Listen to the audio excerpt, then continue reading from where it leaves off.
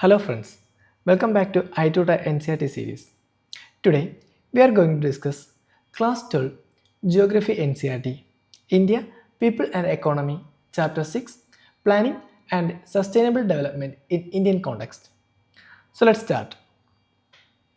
And generally there are two approaches to planning, that is sectoral planning and regional planning. Okay, so first one is about planning.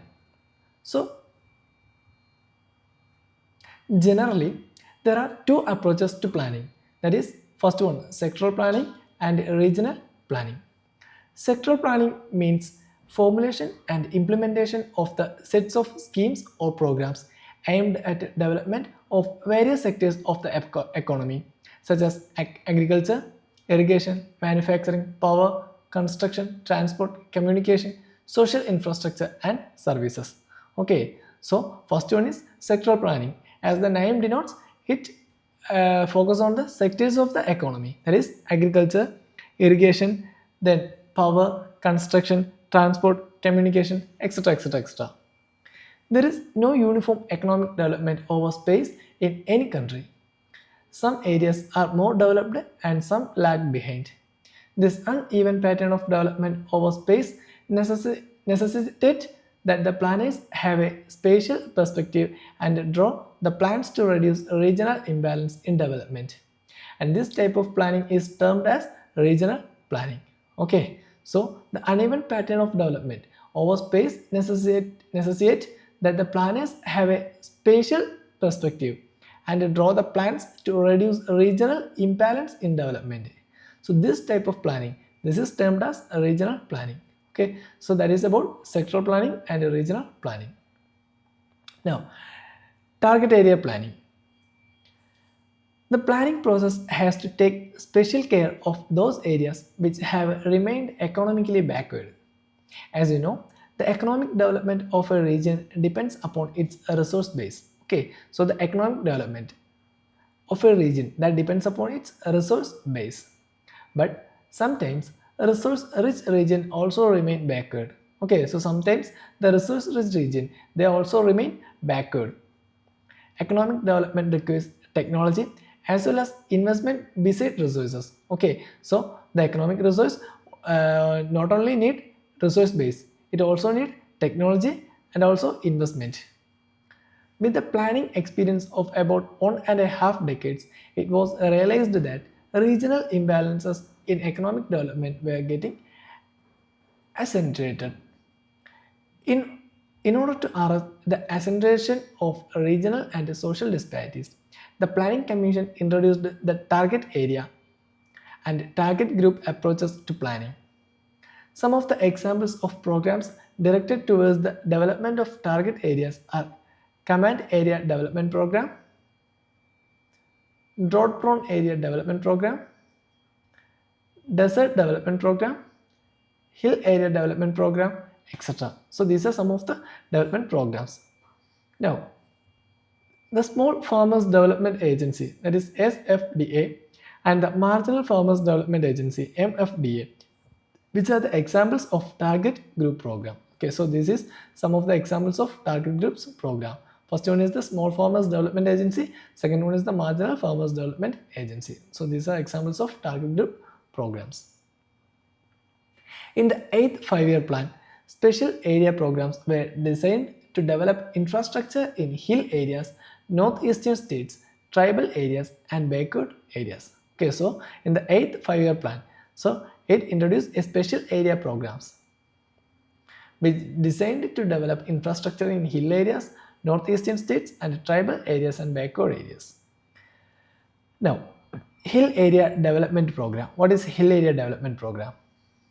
Hill Area Development Programs were initiated during the 5th 5-year plan, covering 15 districts comprising all the hilly districts of Uttar Pradesh, that is present Uttarakhand, now Mikir Hill and North Kachar Hills of Assam, Darjeeling districts of West Bengal, and Nilgiri districts of Tamil Nadu. Okay, so these are the main places or main states where this program was implemented.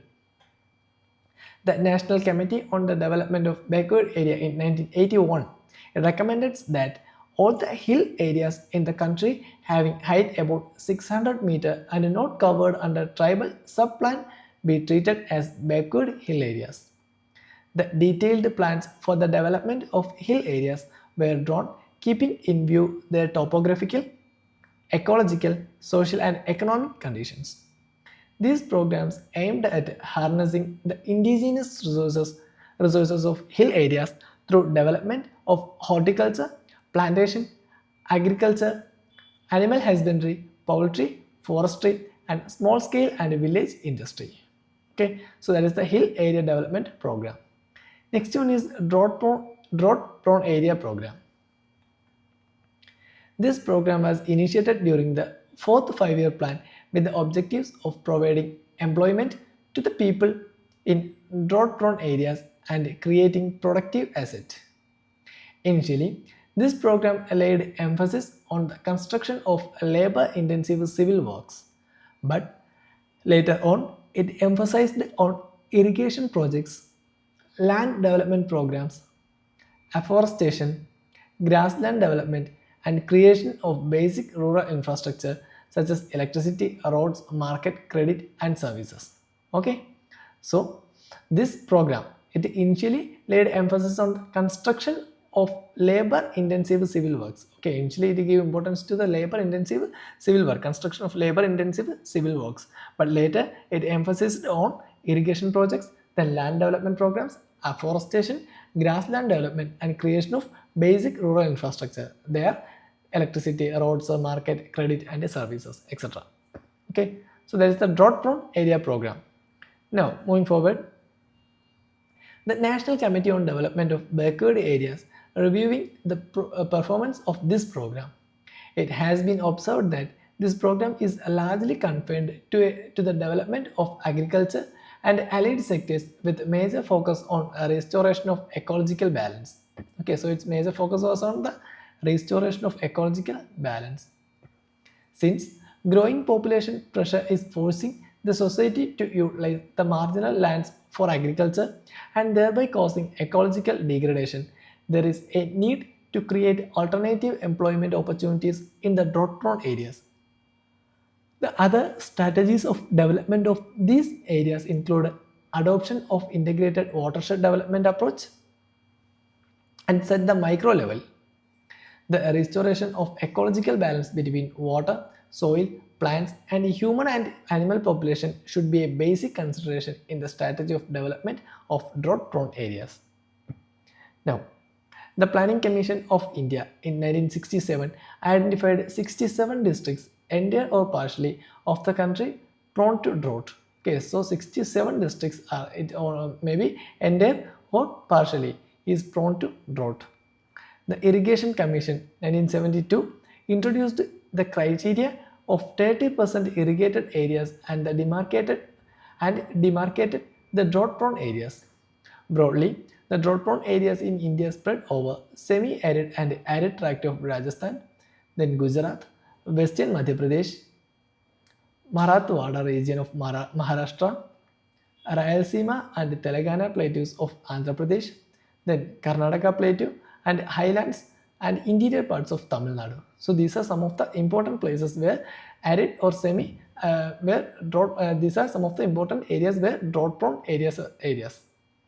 The drought-prone areas of Punjab, Haryana and North Rajasthan are largely protected due to spread of irrigation in these regions. Okay, so the drought-prone areas of Punjab, Haryana and North Rajasthan, they are largely protected due to the spread of irrigation in these regions. Barmour tribal region has harsh climate conditions, low resource base and fragile environment. These factors have influenced the society and economy of the region. According to the 2011 census, the total population of Barmour subdivision was 39,113, that is 21 persons per square kilometer. Okay, so there is 21 person per square kilometer. It is one of the most economically and socially backward areas of Himachal Pradesh. Historically, the Gaddis have experienced geographical and political isolation and socio-economic deprivation. The economy is largely based on agricultural and allied activities such as sheep and goat rearing.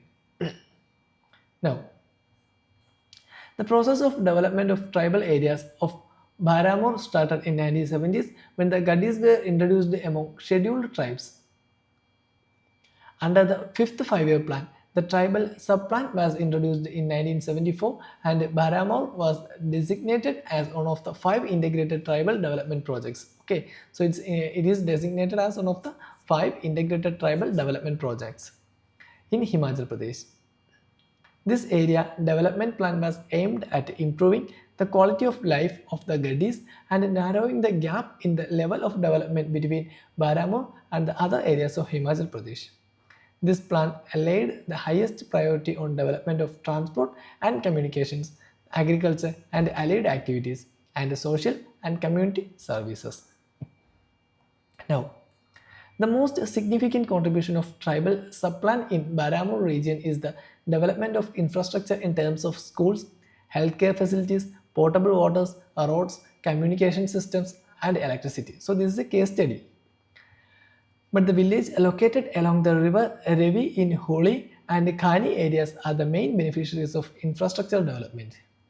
The remote village in Tundha and Kukti areas still do not have sufficient infrastructure. The social benefits derived from the ITDP include tremendous increase in literacy rate, improvement in sex ratio, and decline in child marriage.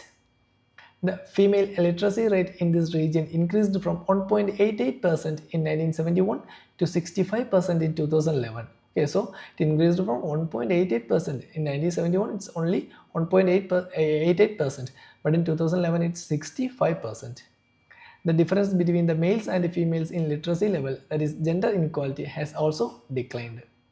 Traditionally, the Gaddis had subsistence agriculture cum pastoral economy, having emphasis on food grains and livestock production. But during the last 3 decades of 20th century, the cultivation of pulses and other cash crops has increased in Bharamur region. But the crop cultivation is still done with the traditional technology. The declining importance of pastoralism in the economy of the region can be gauged from the fact that at present only about 1/10 of the total household practices transhumans. But the Gaddis are still very mobile as a sizable section of them migrate to Kangra and surrounding areas during winter to earn their living from wage labor. Okay. Now, sustainable development. So, this is the case study of the Gaddis and Bharamur region. Now, sustainable development. The term development is generally used to describe the state of particular societies and the process of changes experienced by them. Okay, so what is the term development generally used? It generally used to describe the state of particular societies and the process of changes experienced by them.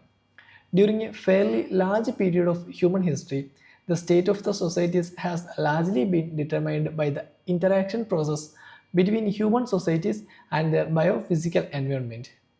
The process of human-environment interaction depends upon the level of technology and institutions nurtured by a society. While the technology and institutions have helped in increasing the pace of human-environment interaction, the momentum thus generated in return has accelerated technological progress and transformation and creation of institutions. Hence, development is a multi-dimensional concept and signifies the positive, irreversible transformation of the economy, society, and environment. Okay, so the development is a multi-dimensional concept and it signifies the positive, irreversible transformation of the economy and also society and environment. The concept of development is dynamic and has evolved during the second half of the 20th century. In the post-World War II era, the concept of development was synonymous to economic growth, which is measured in terms of temporal increase in gross national product. Okay, so at that time, it was considered as the economic growth and which is measured in terms of temporal increase in the gross national product. And per capita income, per capita consumption. Okay, so per capita income or per capita consumption. But even the countries having high economic growth experienced speedy rise in poverty because of the unequal distribution. Okay, so even if they have a high economic growth, but they also experience a speedy rise in poverty. Okay, some countries experiences speedy rise in the poverty. Why? Because they faces unequal distribution. So in 1970s, the phrases such as redistribution with growth and equity were incorporated in the definition of development. While dealing with the question related to redistribution and equity, it was realized that the concept of development cannot be restricted to the economic sphere alone. It also included the issues such as improving the well-being and living standard of people, then availing of the health, education and equality of opportunity, and ensuring political and civil rights. By 1980s, development emerged as a concept encapsulating widespread improvement in social as well as material well-being of all in a society. The notion of the sustainable development emerged in the wake of general rise in the awareness of environmental issues in late 1960s in the Western world. It reflected the concerns of people about undesirable effects of industrial development on the environment. The publication of the pollution bomb by Ehrlich in 1968, then the limits to growth by Meadows and others in 1972 further raised the level of fear among environmentalists in particular and people in general. This sets the scenario for the emergence of new models of development under a broad phrase, sustainable development. Concerned with the growing opinion of world community on the environmental issues, the United Nations established a World Commission on Environment and Development, and it's headed by the Norwegian Prime Minister Gro Harlem Brundtland. Okay, so it is headed by Norwegian Prime Minister Gro Harlem Brundtland. The Commission gave its report. Its report is also known as Brundtland Report, entitled Our Common Future in 1987. The report defines sustainable development as a development that meets the needs of the present without compromising the ability of future generation to meet their own needs. Okay, so we can write this as the definition of sustainable development. This is the development that meets the needs of the present. Okay, so it meets the needs of present without compromising the ability of future generation to meet their own needs. So that is called sustainable development. Sustainable development takes care of ecological, social and economic aspects of development during the present times and pleads for conservation of resources to enable the future generation to use these resources. Okay, so it focuses on the present generation as well as the future generation. It takes into account the development of whole humankind which have a common future. Now, let's take a case study. Indira Gandhi Canal, that is Nahar, command area. Indira Gandhi Canal, previously known as the Rajasthan Canal, is one of the largest canal system in India. Conceived by Kanwar Sain in 1948, the canal project was launched on 31st March 1958. The canal originates in Harike Barrage in Punjab and runs parallel to Pakistan borders at the average distance of 40 km in Thar deserts, and that is Maristali of Rajasthan. The total planned length of the system is 9,060 km, catering to the irrigation needs of a total cultivable command area of 19.63 lakh hectares. Out of the total command area, about 70% was envisaged to be irrigated by flow system and the rest by lift system. Okay, so 70% was envisaged by the irrigated by flow system and the rest by lift system. The construction work of the canal system has been carried out through two stages. The command area stage 1. Command area of stage 1 lies in Ganganagar, then Hanumangarh and northern part of Bikaner districts. It has a generally undulating topography and its cultivable command area is 5.53 lakh hectares. The command area of stage 2 is spread over Bikaner, Jaisalmer, Barmer, Jodhpur, Nagaur and Churu districts covering cultivable command area of 14.10 lakh hectare. It comprises desert land dotted with shifting sand dunes and temperatures soaring up to 50 degrees Celsius in summers. In the lift canal, the water is lifted up to make it to flow against the slope of the land. All the lift canals of Indira Gandhi Canal system originates at the left bank of main canal, while all the canals of the right bank of main canal are flow channels.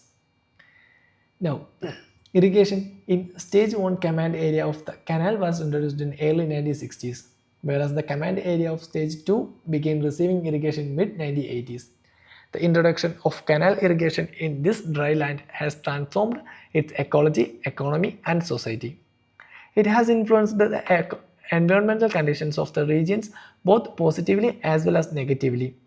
The availability of soil moisture for a longer period of time and various afforestation and pastures development programs under CAD have resulted in greening the land. This has also helped in reducing wind erosion and siltation of canal systems. But the intensive irrigation and excessive use of water has led to the emergence of twin environmental problems of waterlogging and soil salinity. Okay.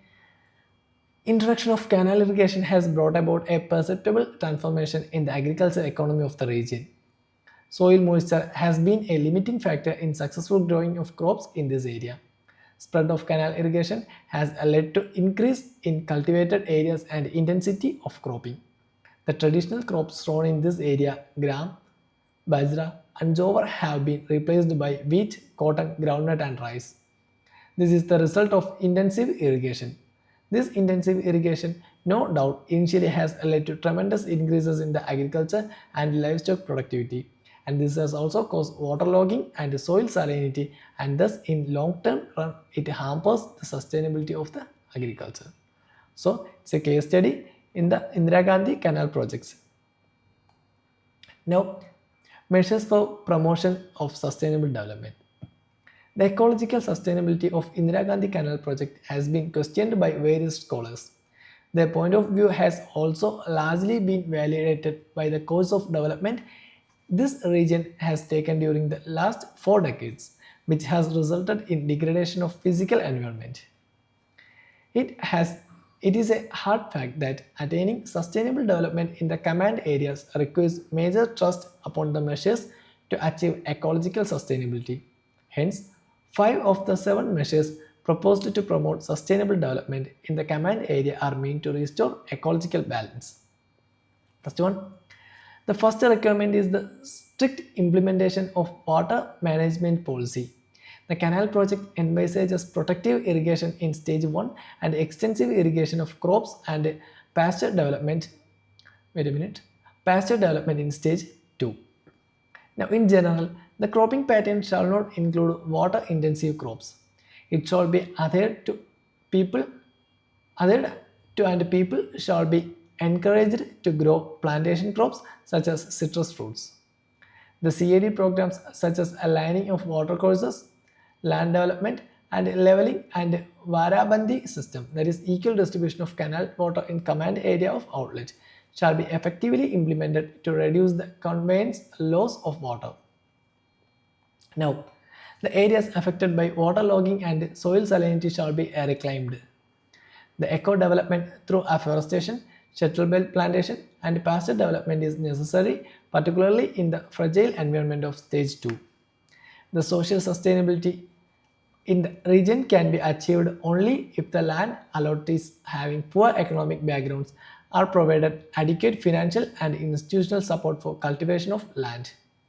The economic sustainability in the regions cannot be attained only through development of agriculture and animal husbandry. The agriculture and allied activities have to develop along with other sectors of economy. Okay, so the agriculture and animal husbandry that should also allied with the other activities. This shall lead to diversification of economic base and establishment of functional linkage between basic villages, agro-service centers and market centers. Okay, so that's about the chapter. If you have any doubts, you can comment below. For more videos, do like, share, subscribe.